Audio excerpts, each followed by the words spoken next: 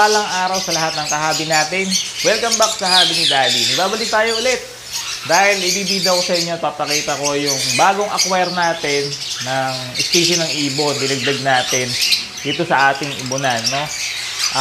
This quarter, nakapagdagdag tayo ng blue nape parrot, no? Nakapagdagdag tayo ng isang pares din ng black-headed kite. Tapos ngayon, nagdagdag ulit tayo ng bagong species ng ibon na maliit, no? Ito yung pinakamaliit na ibon natin. No? Kala nyo, palaki yung ano natin, upgrade natin, no? Biglang liit. Maliit. Magiging siya yung pinakamaliit na species ng ibon sa ibunan natin. Pero colorful, no? Pinaka-colorful itong mga ibon na to. Ito po yung mga Golden, no? Mga Golden finches.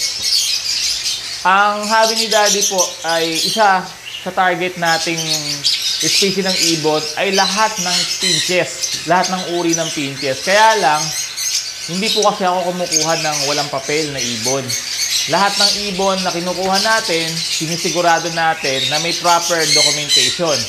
Kasi pangarap ko rin po na makapag-apply ng farm permit, no, para makapag-farm permit tayo, yung small scale farming dito sa ibunan. At unti-unti kino-convert ko ito sa nagdadagdag tayo ng space ng cages sa stand. Yung naririnig nyo medyo maingay yung ugong ng grinder kasi gumagawa nga tayo. Nagpa-project tayo ng cages sa stand para dito sa pwesto na to. Yan. Lalagyan natin yan para isang diretso siya for medium birds. Yan, nalagay natin dyan. Pagka nag-upgrade tayo, nagdagdag tayo ng iba pang species ng ibon na mas malalaki, doon natin lalagay sa 4 na butas ng kulungan na pinapagawa natin ngayon. At dito naman sa side na to, ay mga green chikunor. Dito sa side na to. Yan. Papaayos natin yan, lalagay natin stand. Green chikunor saka kakatail ang ilalagay natin dyan.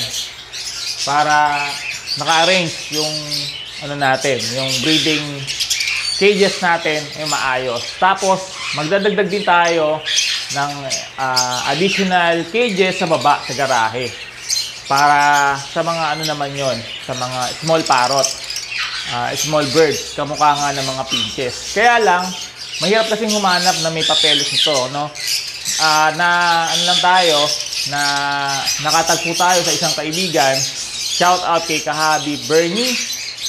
Pare ko, salamat sa pagpapaubaya ng isang pares mo dyan ng Golden finches. Ito mga kahabi yung nakuha nating ibon kay Kahabi Bernie.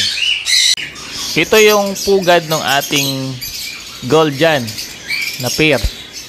Ang dimension nito ay 5 by 6 inches. Yan, nilagay lang natin sa likod ng butas at yung alambre. Doon natin isasabit. Nahuhugot to. Drawer type siya. At ang nesting materials niya ay yung mga tuyong dahon ng damo saka yung hiblan ng walis tambo. Yun yung ginagamit nilang nesting materials.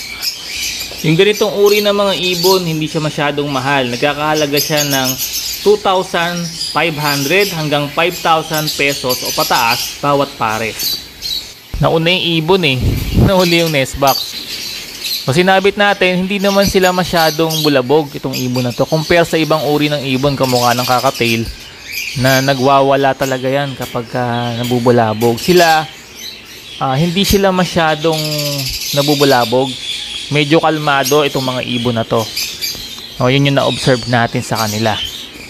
O, hindi madaling mabulabog. Siyempre, hindi rin naman natin dapat sadyain na bulabugin, no, para maiwasan din yung stress kapag nagse-set up tayo or may ginagawa tayo dun sa kanilang mga kulungan. So yan, naisabit ko na yung nest box. Ready na to para sa ating pares. So ito yung kulay nung nakuha nating unang pair ng Golden. At balak natin na dagdagan pa to ng siguro 3 pang pares. Yung variety kasi nito, meron siyang greenback, itong nasa video natin, yan yung greenback. Meron siyang yellowback, meron ding blueback, at meron ding silver. Tapos yung color pattern ng mukha niya, ng dibdib at ng abdominal part, iba-iba din, no? Merong orange, may pula, may violet, may puti, merong dilaw, no? Iba-ibang kulay. So ito yung nakuha nating color combination. Itong ibon nga na ito ang pinakamaliit na ibon ngayon sa ating ibunan, no? Mas maliit pa siya sa parakeet. Pero kahit na maliit itong ibon na to, ay napakasiksik naman niya sa kulay, no? Napaka-compact ng ibon na talagang maa-attract ang mata mo at talagang mabibighani ka dun sa kagandahan nila na taglay dahil nga dun sa iba't ibang kulay na meron sila. So sana itong pair natin ay maparami natin at makapag-acquire pa tayo ng iba pang kulay ng ganitong mga ibon. Bukod dito sa Guardian Finch ay balak din nating mag-acquire, naghahanap din tayo. Baka meron po kayong alam or kayo mismo ay merong mga alagang yung kakaibang species ng pinches kamukha ng old finch, ng shoptail, ng parktail, ng star finch na merong dokumento, kasi balak ko po mag-acquire niya mga yan at makumpleto natin yung collection ng mga pinches dito sa ating ibunan, kasi talagang isa sa pangarap ko ito nung tong mga pinches na to. Kaya lang hindi tayo kaagad makakuha dahil sa ibunan ng hobby ni Daddy, lahat po ng kinukuha nating ibon at inalagaan natin ay merong documentation. Lagi po nating tandaan na mga ibon na to ay hindi ordinaryong domestic na mga ibon lang. Ito po ay nabibilang or mayroon sa kanila na nabibilang sa mga endangered species na. Kaya dapat po ay meron tayong documentation sa pag-aalaga ng mga ibon, no? Kahit parakeet man yan, cockatiel or African lovebirds, dapat siguraduhin natin na lahat po yan ay may papeles. Kaya tayo po, pag nag-acquire tayo ng ibon, yung may papel po ang kinukuha natin para nang sa ganon, wala tayong maging problema doon sa ating libangan. May enjoy natin ng gusto itong mga ibon na to habang inaalagaan natin sila. So ito, na-set up na natin sila.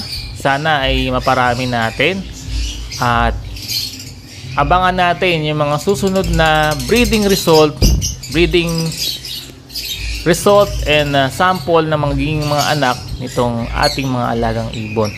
Kung may karanasan ka, kahabi, sa pag-aalaga ng ganitong uri ng ibon, maaari mo i-comment para kapulutan ko yan ng impormasyon upang maging successful tayo sa breeding ng ganitong uri ng mga ibon. Shout out kay Kahabi Bernie sa unang pair natin ng Guardian. Salamat, Kahabi. Ayos mga Kahabi, ikaw anong mga target mong mutation ng ibon? Pwede mo i-comment yan sa comment section ng ating video para mapag-usapan natin yung mga hilig nyo at mga target nyong uri ng ibon na alagaan, no? Baka magkapareho tayo ng mga target na species ng ibon na maidagdag sa koleksyon ng ating mga alagang ibon. Salamat sa ating Ama sa Langit na nagpo-provide sa atin at nagpapahintulot sa atin na ma-acquire natin yung mga bagay na yan o yung mga ibon na yan, nagdudulot sa atin ng kagalakan at kasiyahan. Salamat mga kahabi sa inyong support at panonood. God bless po lahat.